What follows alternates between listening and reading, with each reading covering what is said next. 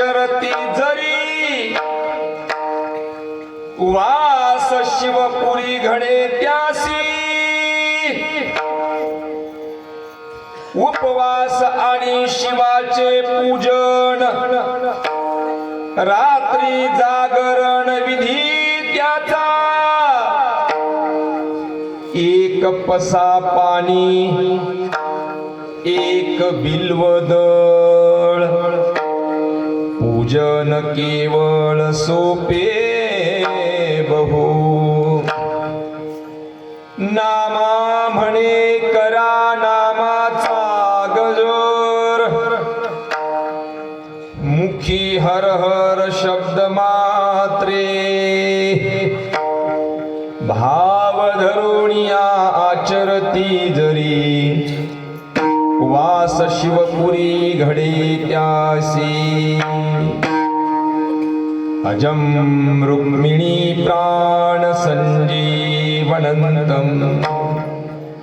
परम धाम कैवल्यमेकं तुरीयम् प्रसन्नं प्रपन्नार्तिहं देवदेवं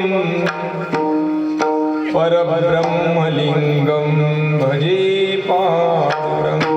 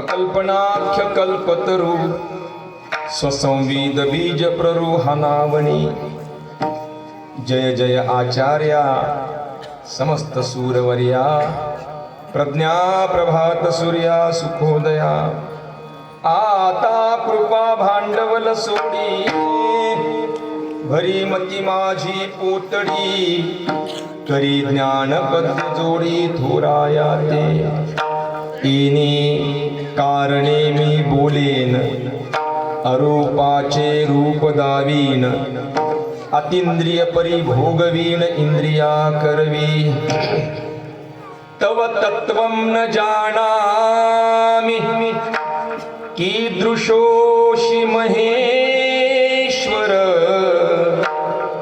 यादृशोषि महादेव तादृशोषि नमो नमः।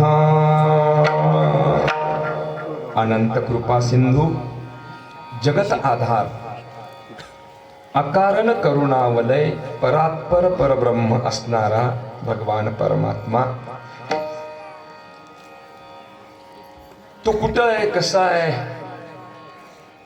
केवढा आहे आम्हाला माहित नाही. आणि म्हणून त्या परमात्म्याला जाणण्याकरिता मानवी जीवनामध्ये काही व्यवस्था केलेली आहे. पहिली व्यवस्था आहे ग्रंथ, दुसरी व्यवस्था आहे संत आणि तिसरी व्यवस्था आहे व्रत वैकल्य. ग्रंथाच्या माध्यमातून त्याचा पत्ता शोधावा. तैसा प्रतिपाद्य जो ईश्वर होवावया लागी गोचर श्रुतीचा निरंतर अभ्यास करणे. संतांच्या माध्यमातून त्या परमात्म्यापर्यंत पोहोचावं. संताचे संगती येणे पंथे श्रीपती आकळावा. आणि मग त्या निर्गुण निराकार असणाऱ्या परमात्म्याचा भक्ती प्रेम सुखाचा आनंद घेण्याकरिता त्याचं एखादं व्रत करावं. व्रत करत असताना निर्गुण असणाऱ्या परमात्म्याला सगुण करावं. सगुण असणाऱ्या परमात्म्याला नाना प्रकारचे नैवेद्य दाखवावे, नाना प्रकारचे उपचार करावे. आणि मग त्या सगुण भक्तीचा भक्ती प्रेम सुखाचा आनंद आपण भोगावा. याच्याकरिता आमच्या जीवनामध्ये आमच्या संस्कृतीनं आणि संतांनी आमच्या ओटीमध्ये एक दान टाकलं, त्याचं नाव आहे व्रत. जे आमच्या जीवनामध्ये वर्णीय आहे त्याला व्रत म्हणतात. आणि व्रताच्या माध्यमातून जागरण, उपवास, पूजा, नामस्मरण करावं आणि अपवित्र असणारा देह सुद्धा पवित्र व्हावा. एवढी ताकद या व्रतामध्ये आहे. भारतीय संस्कृतीमध्ये काही प्रमुख व्रत आहेत. त्या व्रतापैकी आजचं अत्यंत महत्वाचं व्रत आहे, त्याला महाशिवरात्र म्हणतात. येवल्याच्या असणाऱ्या पुण्यसलीला पारडी नावाच्या पावन नगरीमध्ये मागील 18 वर्षापासून चालत आलेला हा उत्सव 19व्या वर्षाची सांगतेकडे वाटचाल होत आहे.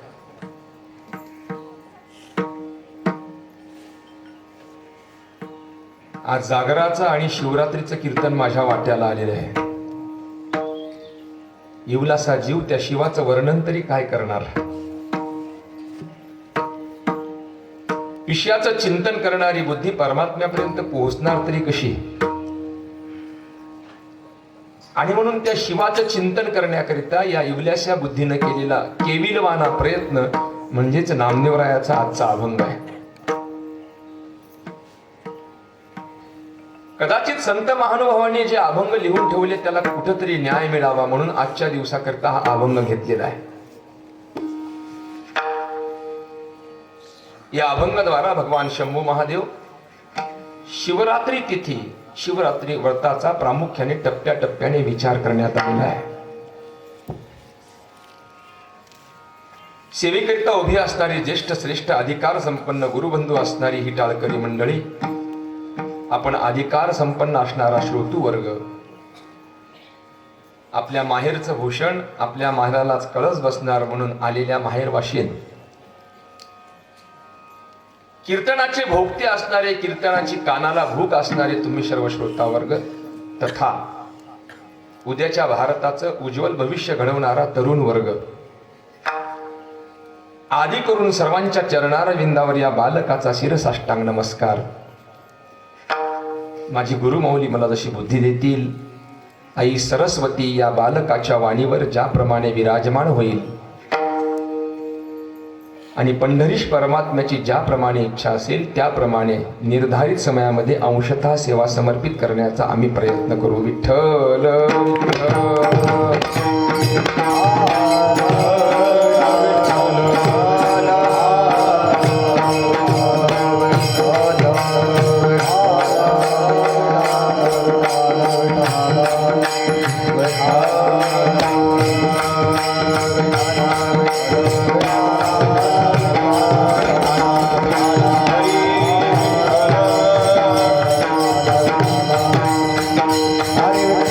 Hare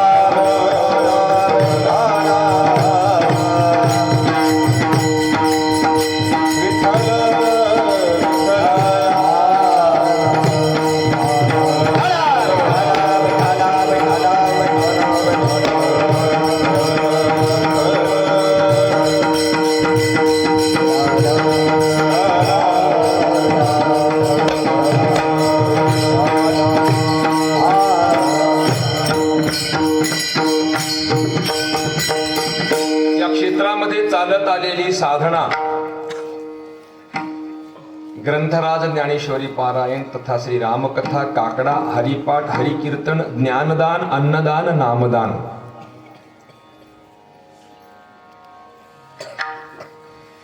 आणि त्या साधनेच्या माध्यमातून आमच्या वाट्याला आलेलं हे येवलंसं कीर्तन. आम्ही आज प्रसन्न आहोत. आम्ही पहिल्याच वेळेला या गावात आलोय. रामरायाचा तुम्हाला आशीर्वाद मिळेल. तुम्ही म्हणाल महाराज तुम्ही का प्रसन्न आहात?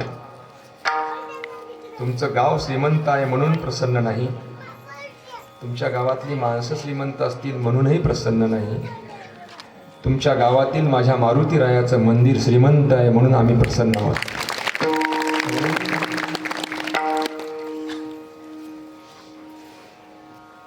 ज्ञानोबाची स्वतंत्र ओवी आहे. पूजोनी देव पाहिजे, पेरोनी शेता जाईजे, तोषोनी प्रसाद घेईजे अतिथीचा. एखाद्या देवतेचं साधकाने दर्शन घेतल्यानंतर ती देवता हळूच सांगते, बरं का काय माझी रोज पूजा होते. असं कोण सांगते? देव सांगतो. पूजा करणाऱ्याला सांगण्याची गरज नसते आम्ही रोज पूजा करतो म्हणून. ती देवता सांगत असते माझी रोज पूजा होते म्हणून. अशी असणारी प्रसन्न असणारी भगवान हनुमंतरायाची मूर्ती. शिवजीला ज्याचं नामस्मरण अत्यंत प्रिय आहे अशा असणाऱ्या रामरायाची रामकथा. या सप्ताहामध्ये 2 पाहुणीने आलेले आहेत. एक एकादशी आणि दुसरी महाशिवरात्र. हे पाहुणीने आहेत. आज शिवरात्र आहे. जीव अल्पज्ञ आहे, शिव सर्वज्ञ आहे. जीव अमंगल आहे, शिव मंगल आहे. जीव विकारी आहे, शिव निर्विकार आहे. जीव अपूर्ण आहे, शिव पूर्ण आहे. अपूर्णतेकडून पूर्णतेकडे जाण्याकरिता शिवाला भजावं लागतं. शिव या शब्दाचा अर्थ आहे कल्याण. शिव या शब्दाचा अर्थ आहे मोक्ष. शिव या शब्दाचा अर्थ आहे निर्भेळ मोक्ष सुख. शिव या शब्दाचा अर्थ आहे कैवल्य. आजचा दिवस संपूर्ण ब्रह्मांडाकरिता अत्यंत महत्वाचा आहे. याला महानिशीथ काल म्हणतात. माघ महिन्याच्या कृष्ण पक्षातील त्रयोदशीच्या दिवशी मध्यरात्रीच्या 4 प्रहराच्या मध्यभागामध्ये भगवान शंभू महादेवाचा लिंगाचा उगम झाला. त्याला शिवलिंग म्हणतात. माघ कृष्ण चतुर्दशायाम मादिदेव महानिधी शिवलिंग तयोद्भूतम कोटि सूर्य समप्रभ. म्हणून याला महाशिवरात्री म्हणतात. हे व्रत बिनविरोध आहे. अर्थात विराट हिंदू समाज प्रामुख्याने 5 संप्रदायामध्ये विभागलेला आहे. गाणपत्य, सौर्य, शाक्त, वैष्णव आणि शैव. गणपतीची उपासना करणारे गाणपत्य, सूर्याची उपासना करणारे सौर्य, शक्तीची उपासना करणारे शाक्त, विष्णूची उपासना करणारे वैष्णव आणि शिवाची उपासना करणारे शैव. प्रामुख्याने जर विचार केला तर प्रत्येक संप्रदाय आपल्या आपल्या व्रत वैकल्यामध्ये आपल्या आपल्या जाग्यावर स्थिर आहे. अर्थात चतुर्थी करणारा एकादशी करणार नाही, एकादशी करणारा चतुर्थी करणार नाही. अर्थात दोन्ही जर एखाद्यानं केले तर नवरात्र करणार नाही, स्थिर आहे. पण महाशिवरात्री नावाचं व्रत बिनविरोध आहे. एकादशी करणारही करतय, चतुर्थी करणारही करतय, नवरात्र करणारही करतय, बिनविरोध. बिनविरोध कोण असतो? जो सांब असतो, जो शिव असतो, जो भोळा असतो आणि जो सगळ्यावर कृपा करतो त्याला बिनविरोध म्हणतात. अनापोज तो कसा आहे ऐकायचंय. अमृताची अपेक्षा करतात त्याला देव म्हणतात. विष पचवण्याची ताकद ज्याच्याजवळ आहे त्याला महादेव म्हणतात.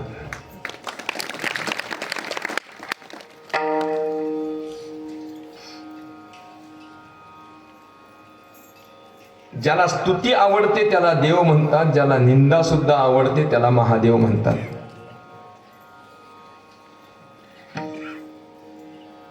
ज्याला नाना प्रकारचे सुगंधी द्रव्य आवडतात त्याला देव म्हणतात, ज्याला स्मशानाची राख आवडते त्याला महादेव म्हणतात. ज्याच्या दरबारामध्ये अप्सरा नाचतात त्याला देव म्हणतात, ज्याच्या दरबारात भुताडं नाचतात त्याला महादेव म्हणतात. ज्याला गुलाब, जाई, जुई, चंपा, चमेली, मोगरा ही फुलं आवडतात त्याला देव म्हणतात. ज्याला धोत्र्याचं फूल सुद्धा आवडतंय त्याला महादेव म्हणतात. अर्थात धतुरा धिकाने वाले पर भी जो कृपा करता है उसे महादेव कहते हैं. ज्याच्या दरबारामध्ये केवळ आणि केवळ पूजा आहे, आनंद आहे, कृपा आहे, बस त्याला महादेव म्हणतात. पुढचं थोडं अवघड आहे परंतु ऐका, फार सुंदर चिंतन आहे. आपली ऐकण्याची तयारी आहे म्हणून सांगतो. दिवसा ज्याचं व्रत असतात त्याला देव म्हणतात, परंतु रात्री ज्याचं व्रत असते त्याला महादेव म्हणतात. आणखीन ऐका, फार महत्वाचं आहे. जिवंतपणी आपल्या सोबत जे असतात त्याला देव म्हणतात, मेल्यानंतरही स्मशानात आपल्या सोबत राहतो त्याला महादेव म्हणतात. म्हणून तर प्रत्येकाच्या अंगणात तो आहे. कोण कोण तो सांगतो, काळजी करू नको. 4 माणसं तुला उचलतील, अंगणात आणतील, साबणीचं पाणी करतील आणि जेव्हा तुला वाट लावायला येतील तेव्हा सगळे देवपाटातले देव घरीच राहतील, पण मी मात्र स्मशानामध्ये तुझ्या सोबत येईल. कारण त्याचा मुक्काम तिथं आहे. याच्यापेक्षा तत्वज्ञान पुढे गेलेलं आहे. शिवजीचं काय पुढे आहे, अत्यंत महत्वाचं आहे. ज्ञानोबारायांनी हरिपाठामध्ये त्याच्यासाठी स्वतंत्र पद आहे ठेवलेलं. काय असेल, ही देवता इतकी सुंदर आहे महाराज, तिच्या जवळ अर्थात मांडीवर म्हणा किंवा जवळ म्हणा माता पार्वती आहे, स्वतःची पत्नी आहे, परंतु तोंडामध्ये राम नाम आहे. मांडीवर काम आणि तोंडात नाम, काय ताकद आहे. कदाचित यालाच तर म्हणता येईल असोनी संसारी, दुसऱ्याला नाही म्हणता येणार. जेव्हा जेव्हा दोघं बसतात, दोघं चर्चा करतात, तेव्हा तेव्हा अध्यात्माची चर्चा होती, याला शिव म्हणतात. तेत भवानी प्रश्न करी चमत्कारोनी, हरू म्हणे नेणिजे देवी जैसे का स्वरूप तुझे, तैसे नित्य नूतन देखिजे गीता तत्व. तुमच्या आमच्या बुद्धीच्या पलीकडे काम आहे. एकाच कुटुंबात किती माणसं सांभाळतात ऐका. स्वतःच्या गळ्यात साप आहे, पत्नीच्या गळ्यात दागिने आहेत, वा. स्वतःच्या गळ्यात रुद्राक्षाच्या माळा आहे, सौभाग्यवतीच्या गळ्यामध्ये आभूषण आहे. परस्पर भाव सांगत असताना याच्या गळ्यात साप आहे तर लेकराचं वाहन उंदीर आहे आणि हे दोघं एकाच जागी राहतात. रामकृष्ण याचं वाहन नंदी आहे तिचं वाहन वाघ आहे, हे दोघं एकाच जागी राहतात. अशी परस्पर विरोधाभास स्वभावाची माणसं एका जागी कुणाला ठेवता येतं? ज्या कुटुंब प्रमुखाला शंभू महादेवासारखं वागता येतं त्याला ही माणसं एका जागी ठेवता येतात. स्वतःच्या अंगावर कपडा नाही पण मुलाकडे मात्र सरसेनापदी पद आहे. कार्तिक स्वामी स्वतः मात्र उदास आहे पण अग्रपूजेचा मान गणपती बाप्पाकडे घरात आहे. स्वतःच्या हातात कटोरा आहे पण जगाला अन्नपूर्णा पुरवणारी अन्नपूर्णेचं खातं मात्र घरी आहे. याचा अर्थ काय? ज्या घराचा कुटुंब प्रमुख स्वतः काही मागत नाही त्याची लेकरं बाळ आनंदात असतात. आणखीन बरंच काही समोर आहे. जेवढा वेळ जेव्हा जेव्हा दोघांना मिळेल तेव्हा तेव्हा आई पार्वतीनं येऊन बसायचं, शंभू महादेवाने बसायचं आणि तिनं ऐकायचं आणि यानं सांगायचं आणि त्याच्यातून अध्यात्म प्रकट व्हायचं. मच्छिंद्र तयाचा मुख्य शिष्य ध्यानी बैसोनी शंकर जपे राम नाम सार पार्वती पुसे आवडी काय जपता तातडी तोची मंत्र मज सांगा ऐसी बोलतसे गिरिजा एकांती नेवोनी राम मंत्र दिला कानी. एकांतामध्ये काय दिलं? तुम्ही बोललात तर बरं होईल. एकांतामध्ये काय दिलं? राम. कोणाला दिला? वाह, अर्थात काय मजा आहे बाबा, कळेल त्याला. एकांतामध्ये सुद्धा ज्याची अध्यात्माची चर्चा होते त्याला शंभू महादेवाचं कुटुंब म्हणतात. लोकांतामध्ये सुद्धा आमचा अध्यात्म होत नाही त्याला जीव म्हणतात. त्यानं सांगावं तिनं ऐकावं, याचं नाव परमार्थ. कमी वेळात जास्त सांगतो. शंभू महादेवानं सांगावं आणि पार्वतीनं ऐकावं, याचं नाव परमार्थ. पुन्हा एकदा शंभू महादेवानं सांगावं, पार्वतीनं ऐकावं, याचं नाव परमार्थ. आपल्या घरी कसं काय?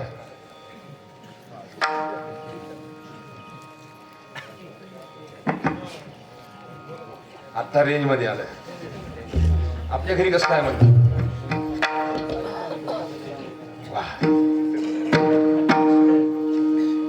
तिनं सांगावं आणि यानं, याचं नाव संसार.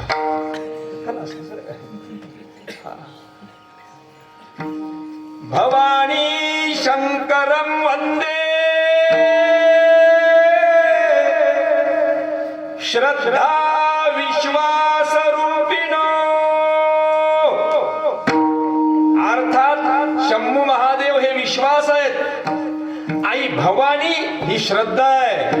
विश्वासानं सांगावं आणि श्रद्धेनं ऐकावं, याचा नाव परमार्थ आहे. पुढे सांगावं, विश्वासानं सांगावं आणि श्रद्धेनं ऐकावं आणि त्याच्यातून अध्यात्म प्रकट व्हावं. आता एवढं जर सगळं कळत असेल तर ही प्रस्तावना झालेली आहे. आता आपला परिचय नसल्यामुळे आपल्याला रात्रभर जागरण करायचं आहे. रामकृष्ण हरी. हा, आणि त्याच्यामुळे इथून पुढे आपल्याला जी चर्चा करायची आहे सगळं लोकेशन सॅटेलाइट प्रोग्रामनं लक्षात आलेलं आहे. तुमचं फेस रिडिंग झालेलं आहे. फेस रिडिंग म्हणजे काय? तुमच्या चेहऱ्यावर सगळं कळालेलं आहे. काय कळालेलं आहे? माल कसा काढायचा हे कळालेलं आहे. अर्थात काय, सोनाराच्या दुकानात जर गेलं तर चिल्लर गिराईक आलं तर तोरड्या, आणि ठोक गिराईक आलं तर हा, जसं गिराईक असेल तसा माल बाहेर पडत असतो. आपल्याला आता ठोक माल बाहेर काढायचा आहे, आणि याच्याकरिता आपणास विनंती करून एक प्रश्न आहे.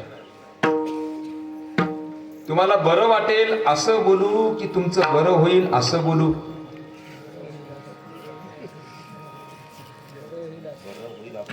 वा, काय होते पहा,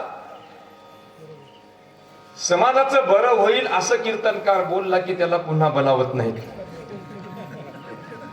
रामकृष्ण. बरं वाटेल असं बोलला की बलवा म्हणतात. हा, पण तुम्ही जाणते माणसात कीर्तनाला आणि कीर्तनकाराला पोचणारे आहात, म्हणून तुम्हाला एक सूत्र सांगतो. समाजाला बरं वाटेल असं कीर्तनकार जर बोलला तर समाजाचे 2च तास बरे जातील. समाजाचं बरं होईल असं कीर्तनकार जर बोलला तर समाजाचं आयुष्यभर बरं झाल्याशिवाय राहणार नाही.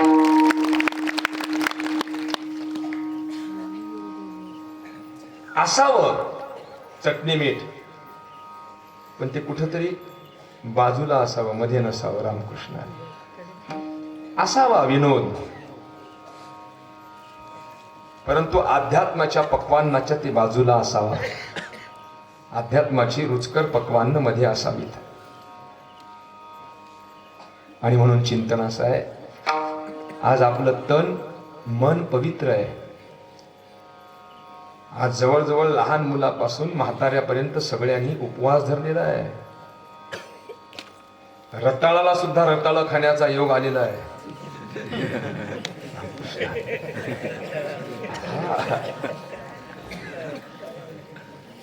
मग ते शहाणा रताळ असो, दुधीत भाकरच नाही तर काय करेल रताळू?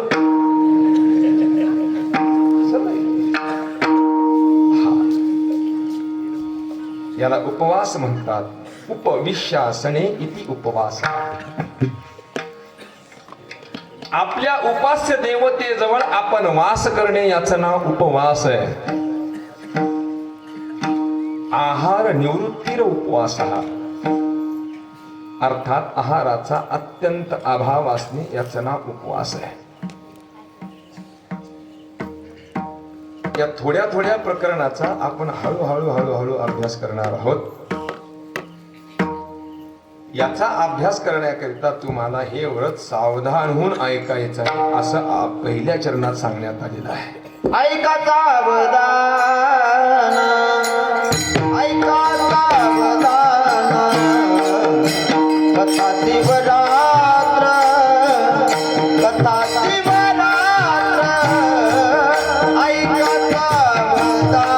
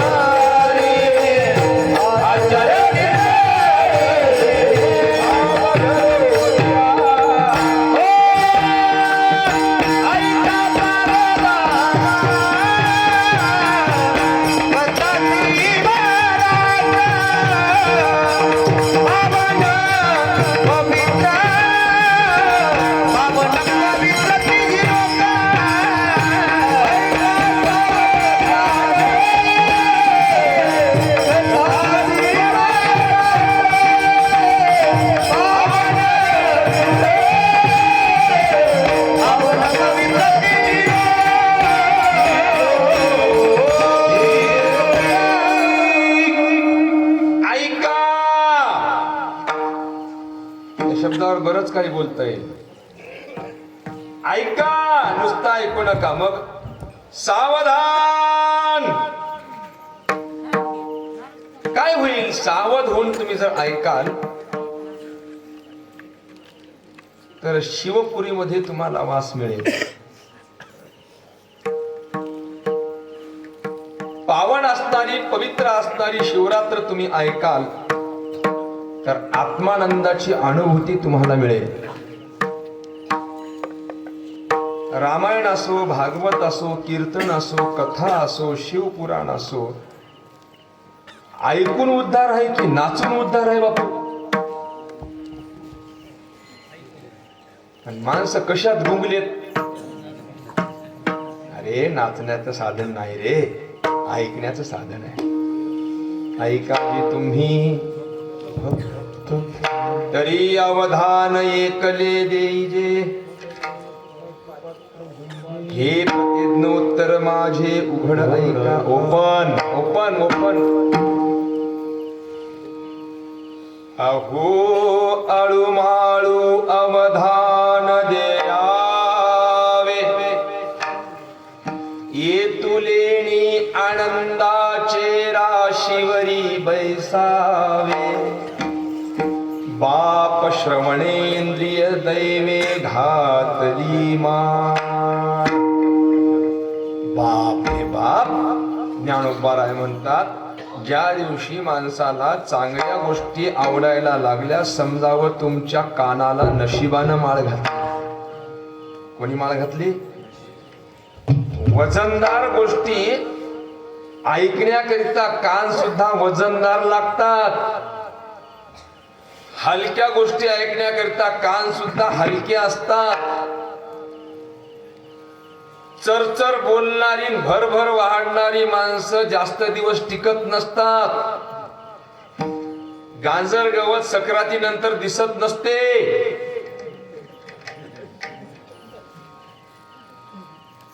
ऐका, अत्यंत महत्वाचं आहे. खरमुरे, कुरकुरे, फुटाणे बाजारात मिळतात. काजू बदाम घ्यायला दुकानावर जावं लागतं. प्रपंचाच्या सगळ्या गोष्टी बाजारात मिळतील, पण अध्यात्माच्या गोष्टी ऐकण्याकरिता साधू संतांजवळ जावं लागतं. आणि म्हणून शिवजी सांगतात आणि पार्वती ऐकतात. भवानी शंकरम वंदे श्रद्धा विश्वास रूपिणो. शंभू महादेव ही विश्वास आहे, आई पार्वती ही श्रद्धा आहे. विश्वास कशाला म्हणतात? जो कधीच कमीही होत नाही आणि जास्तही होत नाही त्याचं नाव विश्वास आहे. जी कधी कमी होते कधी जास्त होते तिचं नाव श्रद्धा आहे. कधी सती होते कधी पार्वती होते तिचं नाव श्रद्धा आहे. कधी मरते कधी जन्माला येते तिचं नाव श्रद्धा आहे. पण जो मरतही नाही आणि जन्मालाही येत नाही, जो कमी होत नाही आणि जास्तही होत नाही त्याचं नाव विश्वास आहे. ज्याला कधीच रडता येत नाही त्याचं नाव विश्वास आहे. जिला रुसता येतं, फुकता येतं, रडता येतं तिचं नाव श्रद्धा आहे. ज्याला सगळं कुटुंब सांभाळावं लागतं त्याचं नाव विश्वास आहे. जिला मस्तपैकी नटून टटून बसता येतं तिचं नाव श्रद्धा आहे. श्रद्धा आणखी सोपं आणि सरळ सांगू, तिनं त्याला काहीही सांगितलं तरी खरं वाटते याचं नाव विश्वास. तुमचं म्हणणं काय? तिनं त्याला काहीही सांगितलं तरी खरं वाटते याचं नाव विश्वास. त्यानं तिला डोकं फोडून जरी सांगितलं तरी खरं वाटत नाही याचं नाव श्रद्धा. संपलं. आणखीन सांगू, तो गेल्यानंतर तिला रडकी बोळवण करण्याकरिता माहेराला जाता येतं श्रद्धा. तो गेल्यानंतर तिला कितीतरी नातेवाईक साडी चोळी करतात श्रद्धा. पण ती गेल्यानंतर फक्त त्याला बैठकीतला तिचा फोटो सोबती असतो याचं नाव विश्वास. दुसरं काहीच नाही विश्वास. तो एकटा असतो. कसा असतो? अकेला रहता है. विश्वास अत्यंत महत्वाचं आहे. हे दोघं एकत्र आल्यानंतर अध्यात्माची चर्चा सुरू होत असते आणि त्या अध्यात्माच्या चर्चेतून बाहेर काय निघतं माहित आहे? एकच निघतं, सगळं जग खोटं आहे आणि भजन खरं आहे. तेवढंच बाहेर निघतं, दुसरं काहीच नाही. उमा कहूं तो है अनुभव अपना,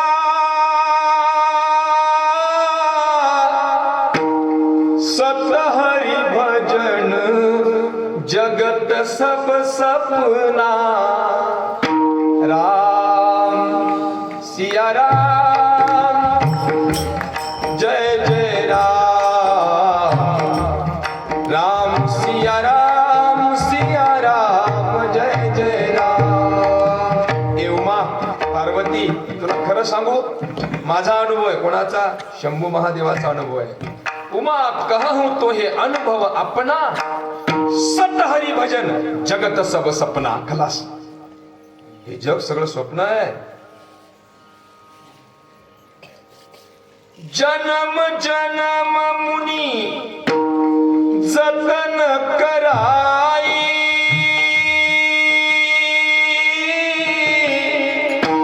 अंतराम कहीं आवत नाही. राम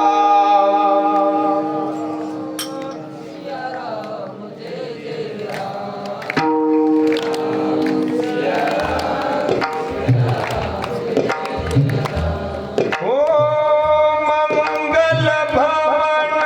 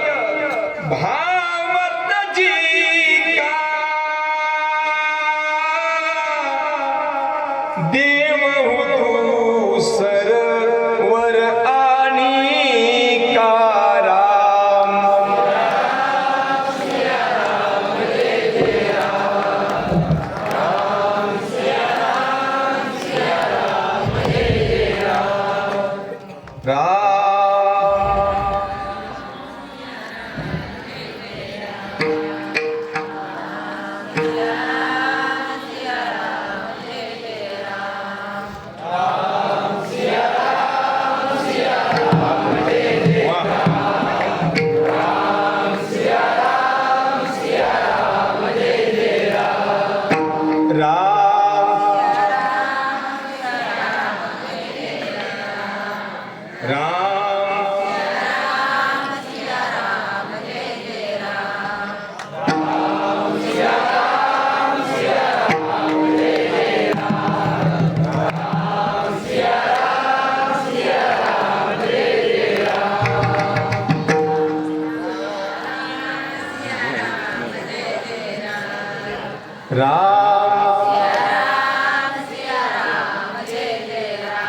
नामस्मरण घडो संत समागम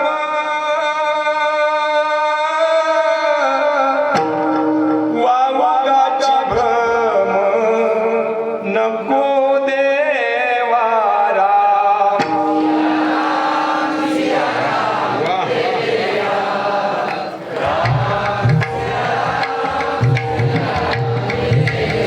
हरी हरी राम सिया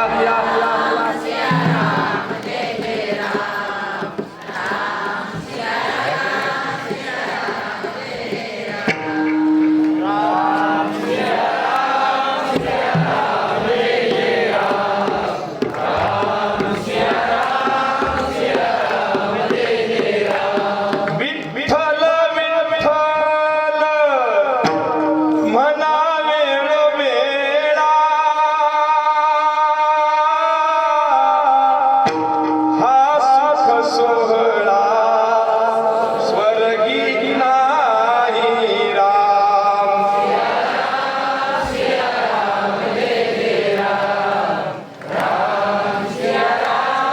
क्या बात है.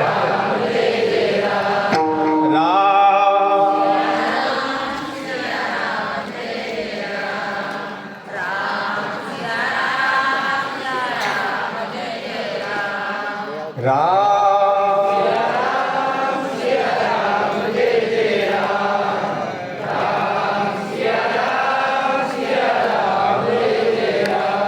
राम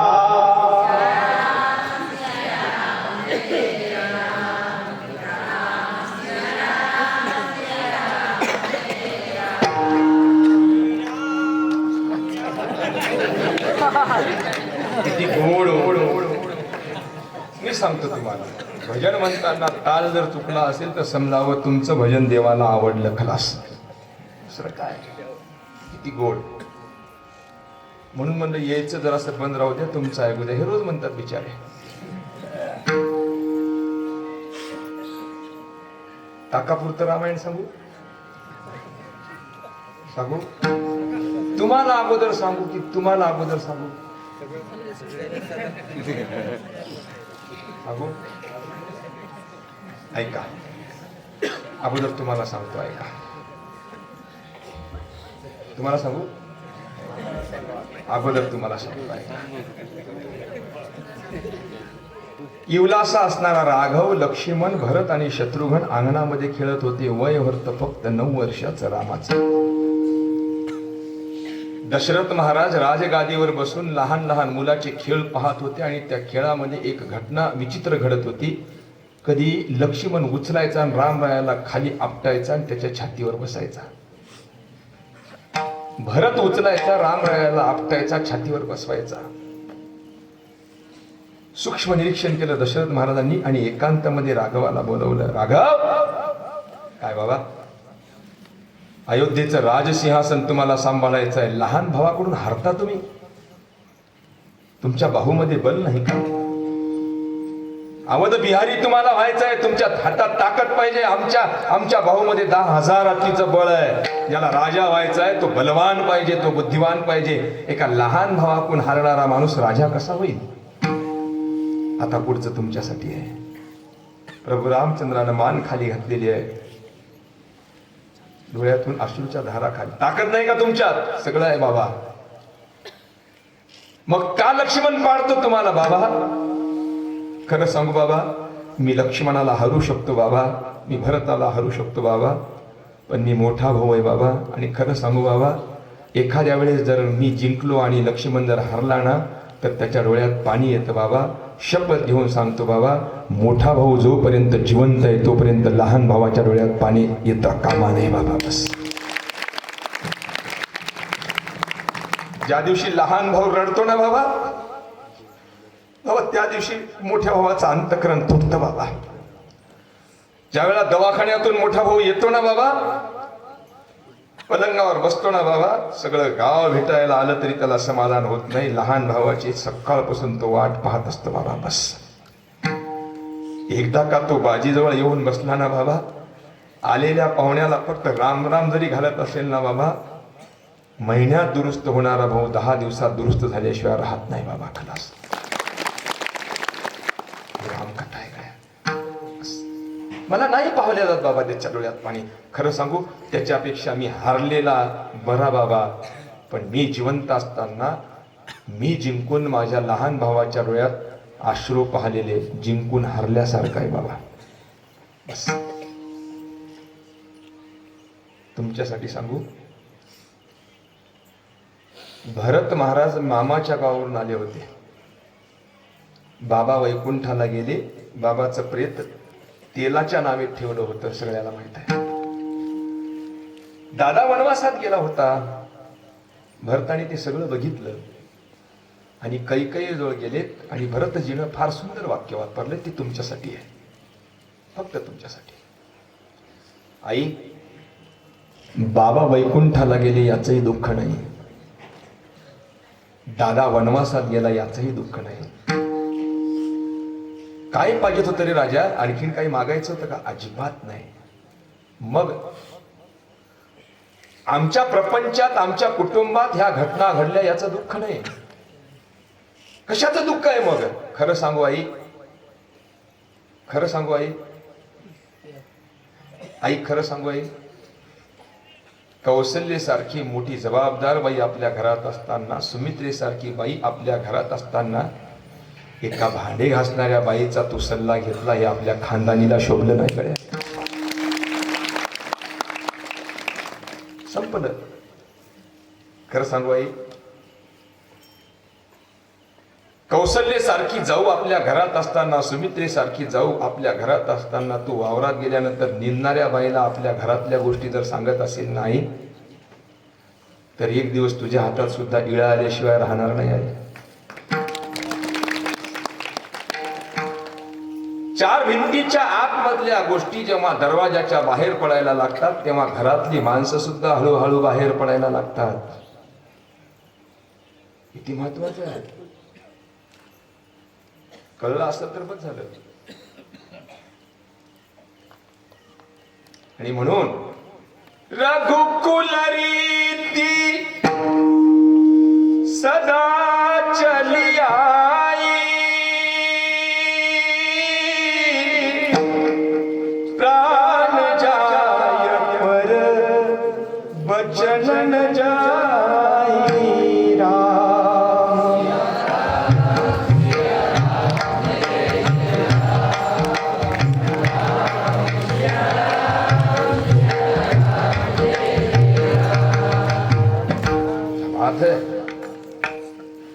बस कळालं, एवढं कळालं तरी बस झालं.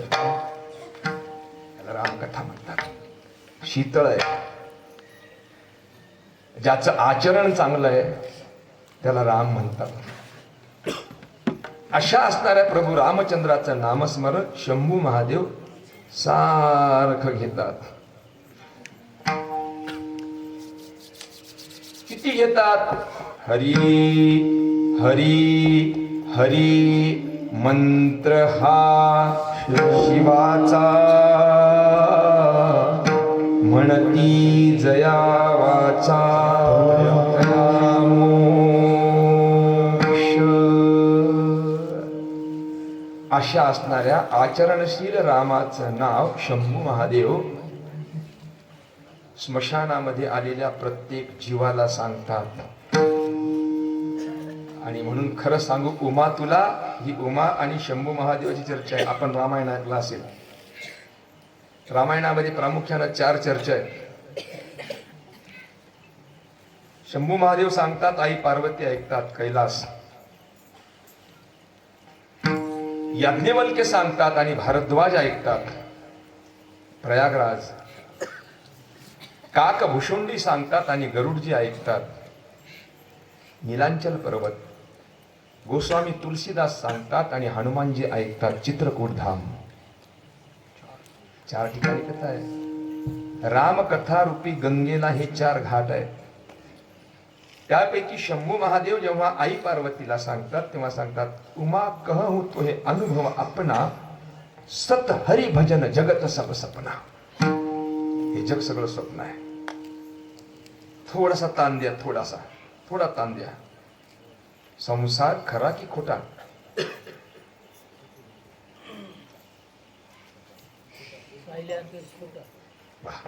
संसार खरा की खोटा? तुम्ही माणसं सांगा की खोटाच ना बापू, बरोबर आहे. देव खरा की खोटा? जे आहे ते सांगा की. देव खरा की खोटा? खरा. संसार खरा की खोटा? खोटा. खोट्या असणाऱ्या संसारावर आपलं प्रेम खरं की खोटं? आणि खऱ्या असणाऱ्या देवावर आपलं प्रेम खरं की खोटं?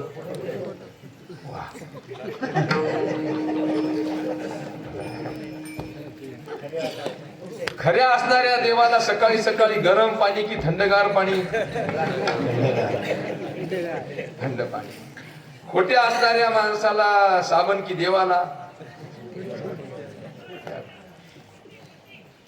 खऱ्या असणाऱ्या देवाच्या अंगावरून उंदर इकडून तिकडे जातात की माणसाच्या अंगावरून? वाह.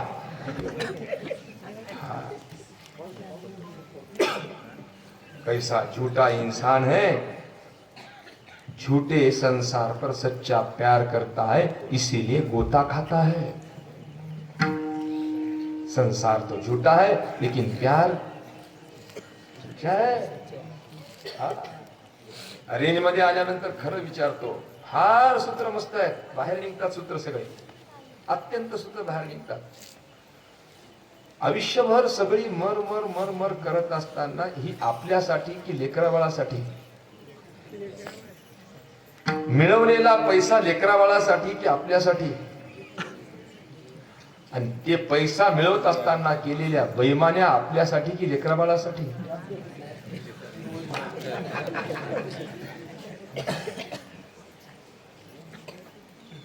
काय मजा आहे. सूत्र ऐका, अत्यंत महत्वाचं आहे. की सूत्र असं आहे, एखाद्या वेळेस स्त्रीला प्रसन्न कराल तर ती सौंदर्य देईल. एखाद्या वेळेस राजाला प्रसन्न कराल तर तो पैसा देईल. आणि एखाद्या वेळेस जर साधूला प्रसन्न केलं ना तर तो देवाची भेट करून दिल्याशिवाय राहणार नाही.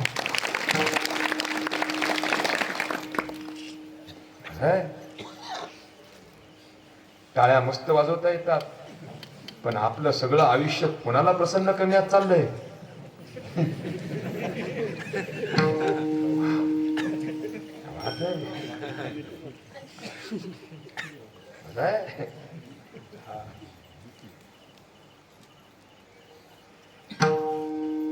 आत्मज्ञाने चोखडी,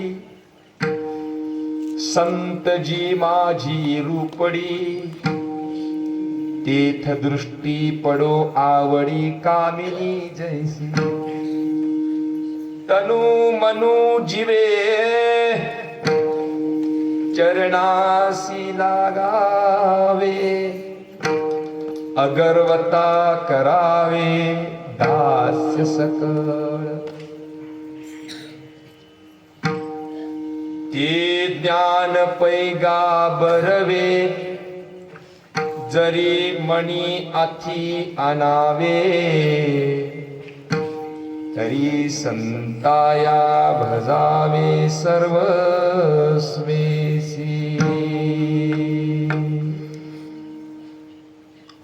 मोक्ष रेखे आला भाग्य विनट,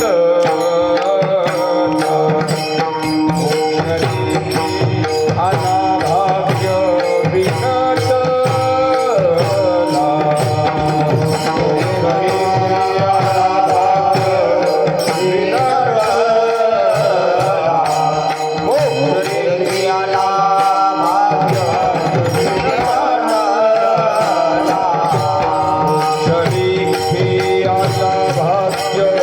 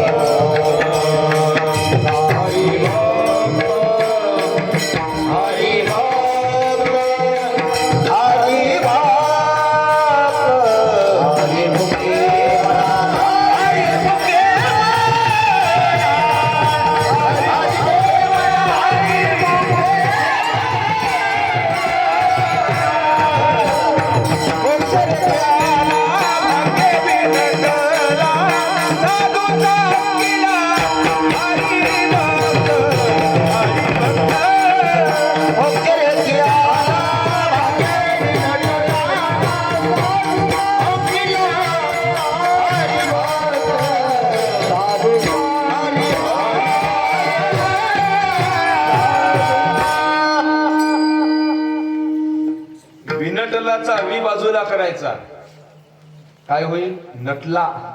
कशाने नटला? भाग्याने नटला. कशाने नटला? ज्या दिवशी साधूची सेवा होईल समजावं आपण भाग्याने नटलो. कशाने नटलो? हा, भाग्य आपल्याला नटवायला आलंय. कधी? साधूची सेवा केल्यानंतर, संसारात नटून थटून बसल्यानंतर नाही. उमा, मला अत्यंत प्रिय असणारं व्रत आहे, मला अत्यंत प्रिय असणारं ठिकाण आहे स्मशान. तिथं माणूस आल्यानंतर कुणाची जमीन नाही, कुणाची जायदाद नाही, कुणाच्या मिश्या नाही, कुणाचं सौंदर्य नाही, कुणाचे टोबरे टोबरे गाल नाहीत, कुणाची फोर व्हीलर नाही, फक्त एकच आहे, राख. खलास, रक्षा. दुसरं काय? मान नाही, रुतबा नाही, पद नाही, प्रतिष्ठा नाही, काहीच नाही. एकच उत्तर आहे, राख. आणि अशा धगधगत्या चितेमध्ये जेव्हा जीवात्मा पडतो तेव्हा ती चिता खतखत हसते. आयुष्यभर माझं माझं करत बसला, शेवटी माझ्याजवळ आलास ना. मना सत्य हे मृत्युभूमी, चिता बोलते सर्व ही मी मी मी. तुम्ही माझ्या आहात रे, तुम्ही माझ्या आहात. कितीही माझं माझं म्हणा, पण एक दिवस तुम्ही चितेमध्ये जाणार आहात. तुम्ही माझ्या आहात. आणि तिथं मस्तपैकी भूत ओरडतात, भर भर भर भर भर भर चिता पेटते. आणि तरी सुद्धा माझं एकच नामस्मरण चालू असते, राम नाम.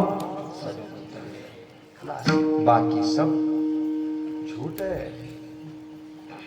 मजा आहे त्याच्यामध्ये खूप.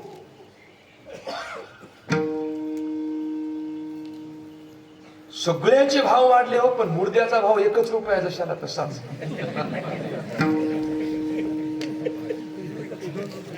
आता त्याची सुद्धा एक समिती करायची आहे, मुर्दा समिती.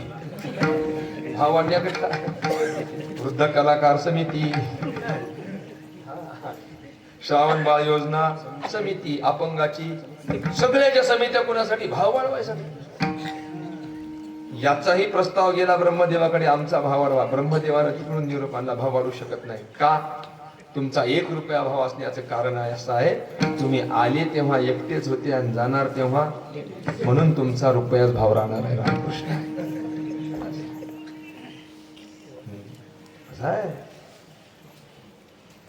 प्रायः हे व्रत, शिवरात्र नावाचं व्रत रात्री प्रधान आहे, दिवस प्रधान नाही. या व्रताला धरून अमावस्या आहे. याचं थोडं थोडं विश्लेषण टप्प्याटप्प्यानं सांगतो ऐका. माघ महिन्याच्या चतुर्दशी त्रयोदशीला अंधकारमय रजनीचा जेव्हा उदय होतो त्याला महाशिवरात्र म्हणतात. या दिवशी उपवास केल्यानंतर शंभू महादेव जेवढे प्रसन्न होतात तेवढे कधीच प्रसन्न होत नाही. जे वर्णीय आहे त्याला व्रत म्हणतात. हे रात्री प्रधान आहे. याचं कारण सांगतो काय. शंभू महादेवाला रात्र अत्यंत प्रिय आहे, कारण रात्र ही प्रलयाचं प्रतीक आहे आणि दिवस हे सृष्टीचं प्रतीक आहे. प्रलय म्हणजे काय, सृष्टी म्हणजे काय ऐका. एकापासून अनेक होणे याला सृष्टी म्हणतात आणि अनेकापासून एक होणे याला प्रलय म्हणतात. सकाळी उठल्याबरोबर एका ठिकाणाहून अनेक ठिकाणी जाणारं आपलं मन याला प्रलय म्हणतात. रात्री बिछाण्यावर पडल्यानंतर अनेक ठिकाणी फिरून येणारं मन एका ठिकाणी येतं याला सृष्टी म्हणतात.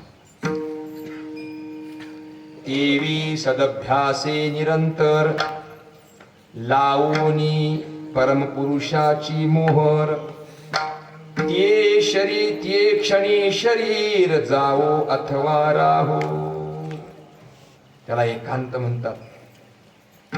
एकांताची साधना अत्यंत महत्वाची आहे, म्हणून शंभू महादेवाला हे व्रत रात्री प्रिय आहे.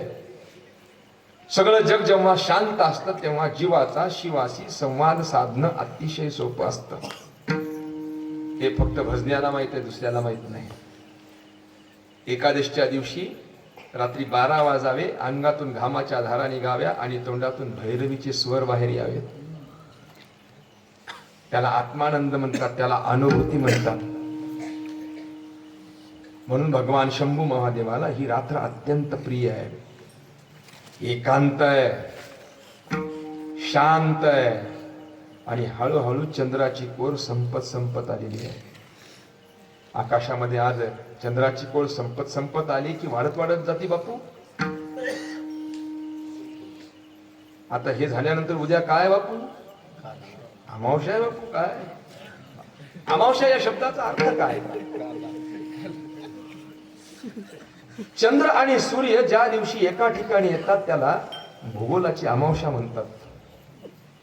जीव आणि शिव ज्या दिवशी एका ठिकाणी येतात त्याला अध्यात्माची अमावस्या म्हणतात.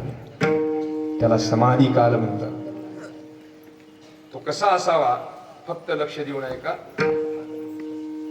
तुम्हाला घुटून पचवण्याचा प्रयत्न करतो. पौर्णिमेचा चंद्रमा कलेकलेनं कमी होत जावा आणि फक्त शिवाची आराधना करण्या इतकी कोर शिल्लक राहावी बस. आणि आराधना झाली की दुसऱ्या दिवशी आपल्या जीवनाला व्रत झालं की पूर्णत्व यावं. याला पारणं म्हणतात. अर्थात जीव आणि शिव एका ठिकाणी यावा याला पारणं म्हणतात.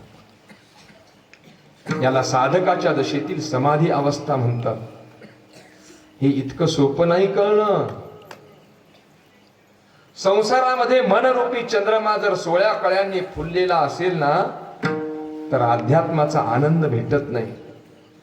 म्हणून ज्ञानोबारायांनी त्याला स्वतंत्र ओवी दिली. तैसे भोगा आतून निगता चित्त मज माझी रिगता हळू पंडू सुता मीच होईल. अर्थात संसार रूपी भोगातून हळूहळू चित्त काढायचं आणि काढत ईश्वराकडे लावायचं. लावता काय होईल? एक दिवस चित्त तेच होईल खलास. आता ज्ञानेश्वरीची ओवी कळाली नाही, अध्यात्माचा अर्थही कळाला नाही. आता खोपड़ी में डालने के लिए संसार की बातें बताना पड़ता है. तब खोपड़ी में बैठता है वो. ऐसा नहीं बैठता क्योंकि ये सब खोपड़ी के ऊपर से जा रहा है. हाँ तो खोपड़ी में डालो अभी. हा ऐका. आकाशामध्ये चंद्रमा पूर्ण असताना महाशिवरात्र येत नाही. चंद्रमा कमी झाल्यानंतर शिवरात्र येतो. अर्थात प्रपंचामध्ये आमचं मन पूर्ण असताना अध्यात्माचा आनंद घेता येत नाही. प्रपंचातलं मन निघाल्याशिवाय अध्यात्माची अनुभूती येत नाही. आणखीन सोपं सांगू. कारखान्यामध्ये ऊस जेव्हा न्यायचा असतो, ऊसाला तोडायचा असते, ऊस जेव्हा जायची वेळ येत असतो, टोळी जेव्हा आपल्या वावरात बसते तेव्हा त्या ऊसाचा उतारा ऍव्हरेज जास्त यावा आणि त्या ऊसामध्ये गोडी यावी असं जर वाटत असेल तर टोळी शेतात बसल्यानंतर त्या ऊसाचं पाणी तोडावं की ऊसाला पाणी द्यावं. तुम्ही म्हणाल मला इकडून ऊसात कशी काय गेली? सांगतो ना ऐका. त्या ऊसाला गोडी येण्याकरिता त्या ऊसाचं पाणी तोडावं की ऊसाला पाणी द्यावं? बोला की तुमच्या मनाने. तोडावं लागतंय. आणि एवढे करून ऊसाला पाणी दिल्यानंतर ऊस पानसट लागेल की गोड?